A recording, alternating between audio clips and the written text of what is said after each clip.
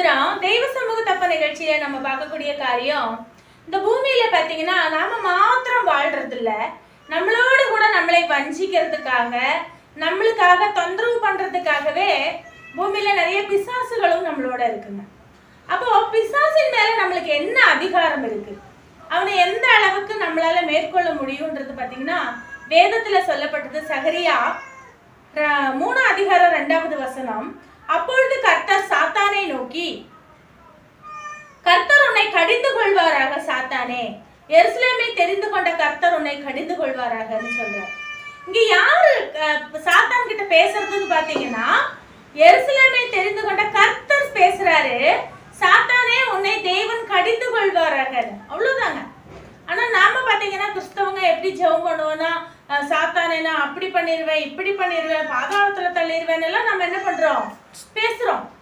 ஆனா பாத்தீங்கன்னா அப்படி எல்லாம் வேதத்துல என்ன பண்ணலைங்க, சொல்லப்படல. ஆண்டவர்கிட்ட நம்ம பேசும்போது அவரை உயர்த்தி பேசலாம், அவர் உன்னை கடிந்து கொள்வார்னு சொல்லலாமே தவிர, அவர் உன்னை பார்த்து கொள்வார்னு சொல்லலாமே தவிர, அவனுக்கு மேல நமக்கு பெரிய அதிகாரங்கள் கொடுக்கப்படல.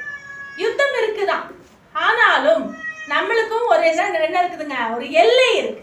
அந்த எல்லையின் படி நம்ம என்ன பண்ணணுங்க, அந்த இடத்துல நாம நின்னோம்னா நிச்சயமா சாத்தானை மேற்கொள்ள முடியும், அவனை ஜெயிக்க முடியும். ஆனா அதுக்காக வாயினால கண்டதையும் பேசாம செயலில வேத வசனத்தை தெரிந்து கொண்டவர்களாயும், வேதத்தின்படி வாழ்கிறவர்களாயும், சத்தியத்தை அணிந்து கொண்டவர்களாயும், அப்ப எல்லார் மேலும் அன்பு செலுத்தவர்களாயும் நாம இருந்தா சாத்தான் நம்ம பக்கத்துல வரவே முடியாது. ஏன்னா ஒரு இடத்துல ஆண்டவர் இயேசு கிறிஸ்து சொல்லுகிறார், சாத்தான் வருகிறான், ஆனா அவனிடத்துல அவனுடையது எதுவுமே என்கிட்ட இல்லைன்னு சொல்றாரு. அவனுடையது ஏதாவது நம்ம கிட்ட இருந்தா தானே அவன் நம்ம கிட்ட வருவான், எதையாவது கேட்பான், நம்மளை மேற்கொள்ளுவான். அப்ப அவனுடையது எதுவுமே நம்ம கிட்ட இல்லாதப்போ நாம எப்படி இருக்க முடியுங்க, ரொம்ப ரொம்ப சந்தோஷமாய் வாழ முடியும்.